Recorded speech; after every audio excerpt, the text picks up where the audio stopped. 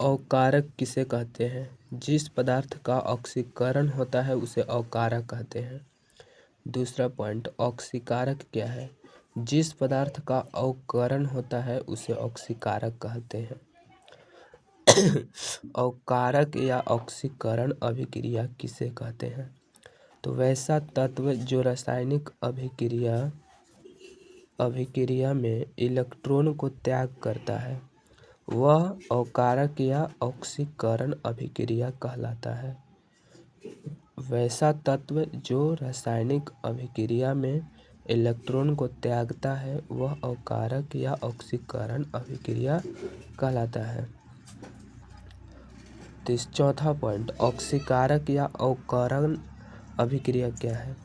वैसा तत्व जो रासायनिक अभिक्रिया में इलेक्ट्रॉन को ग्रहण करता है, यानी कि जो तत्व इलेक्ट्रॉन को ग्रहण करेगा उसे ऑक्सीकारक या अवकरण अभिक्रिया कहते हैं। और जो तत्व रासायनिक अभिक्रिया में इलेक्ट्रॉन को त्यागता है तो इलेक्ट्रॉन को त्यागने वाले तत्व को अवकारक या ऑक्सीकरण अभिक्रिया कहते हैं।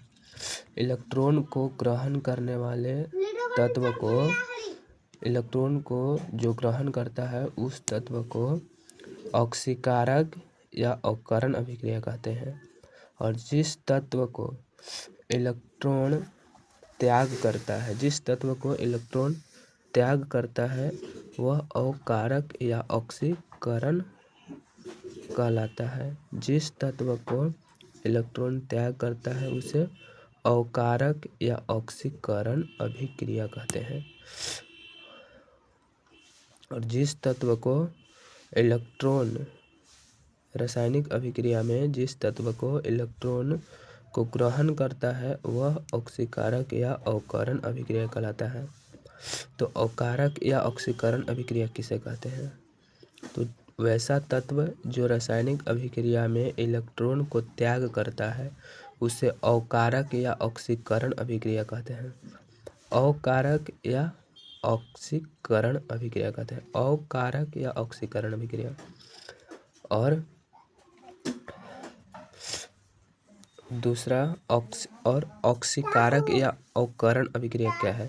तो वैसा तत्व जो रासायनिक अभिक्रिया में इलेक्ट्रॉन को ग्रहण करता है उसे अवकारक या ऑक्सीकरण कहते हैं। उसे ऑक्सीकारक या अवकरण अभिक्रिया कहते हैं। उसे ऑक्सीकारक या अवकरण अभिक्रिया कहते हैं। ऑक्सीकारक या अवकरण अभिक्रिया। ऑक्सीकारक या अवकरण।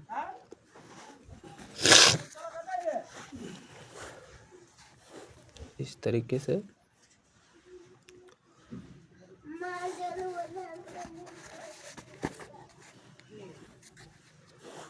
ऊष्माक्षेपी अभिक्रिया क्या है?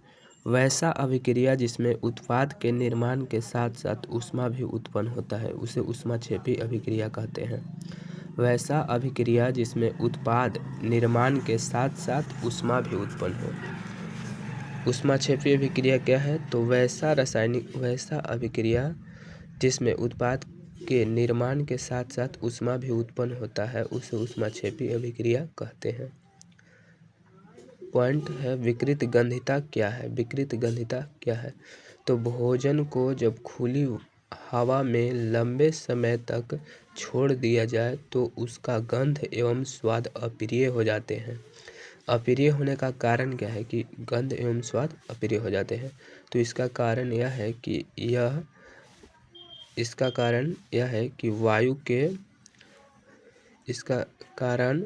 है कि भोजन में उपस्थित वसा और तेल वायु के ऑक्सीजन द्वारा ऑक्सीकृत हो जाता है। इसका कारण यह है कि भोजन में उपस्थित वसा और तेल वायु के ऑक्सीजन द्वारा ऑक्सीकृत हो जाता है। उसे विकृत गंधिता कहते हैं। विकृत गंधिता रोकने का उपाय, तो प्रायः तेलीय तथा वसायुक्त खाद्य पदार्थों में उपचयन को रोकने के लिए प्रति ऑक्सीकारक मिला दिया जाता है। दूसरा, वायुरोधी बर्तनों में उपचयन की गति धीमी से होता है। तीसरा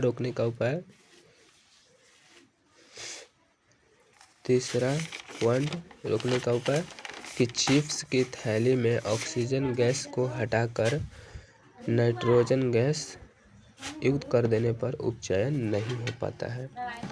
चिप्स की थैली में ऑक्सीजन गैस को हटाकर निम्न दाब वाला नाइट्रोजन गैस युक्त कर देने पर उपचयन नहीं हो पाता है। यह हुआ विकृत गंधिता रोकने का उपाय। चौथा, अवक्षेपण अभिक्रिया क्या है? अवक्षेपण अभिक्रिया क्या है? तो कुछ वैसी रासायनिक अभिक्रिया है जिसमें कोई प्रतिफल ठोस के रूप में पृथक हो जाता है, जिसे अवक्षेपण अभिक्रिया कहते हैं। तो हम कहेंगे कि इसमें पृथक होने वाला ठोस अवक्षेप कहलाता है। इसमें जो ठोस पृथक हो जाता है उसे अवक्षेप कहते हैं। तो कुछ वैसी रासायनिक अभिक्रिया हैं जिसमें कोई प्रतिफल ठोस के रूप में विलयन से पृथक हो जाते हैं। जिसमें कोई प्रतिफल ठोस के रूप में विलयन से पृथक हो जाते हैं, उसे अवक्षेपण अभिक्रिया कहते हैं। तथा पृथक होने वाले ठोस पदार्थ अवक्षेप कहलाते हैं। CuSO4 plus H2S। तो Cu यहाँ हो गया ये और S यहाँ ये CuS और प्लस H2 अब H2SO4 ये काला अवक्षेप बनता है। Cu का कॉपर का काला अवक्षेप बनता है। तो कुछ नहीं, Cu है, Cu शुरू वाला, इसको और इसको एक साथ लिखना है और इसको एक साथ है। तो Cu A और S लिखा गया, ये CuS और यहाँ से H2 अब SO4, यहाँ पर H2SO4। Cu काला अवक्षेप बनाता है ये। अगला पॉइंट, वैद्युत अपघटन क्या है? तो हम कहेंगे कि कुछ धातुओं के द्रवित ऑक्साइड से होकर विद्युत धारा प्रवाहित करने पर वे अपघटित हो जाते हैं। कुछ धातुओं के द्रवित ऑक्साइड से होकर विद्युत धारा प्रवाहित करने पर वे अपघटित हो जाते हैं। इस अभिक्रिया में धातु कैथोड पर और ऑक्सीजन गैस या क्लोरीन गैस एनोड पर होता है। उसे वैद्युत अपघटन कहते हैं। वैद्युत अपघटन क्या है? तो कुछ धातुओं के द्रवित ऑक्साइड से होकर विद्युत धारा प्रवाहित करने पर वे अपघटित हो जाते हैं। इस अभिक्रिया में धातु कैथोड पर और ऑक्सीजन गैस या क्लोरीन गैस एनोड पर मुक्त होता है। जैसे 2NaCl, इस अभिक्रिया में विद्युत धारा प्रवाहित किया गया तो 2Na प्लस 2Cl माइनस। अब NaCl, तो Na यहाँ पर हो गया Na 2 गो और Cl क्या हुआ है 2 गो, तो Cl 2 गो। अब धातु है Na, सोडियम क्या है धातु, तो कैथोड पर और क्लोरीन जो है एनोड पर, तो एनोड पर होता है तो माइनस में और कैथोड पर होगा तो प्लस में।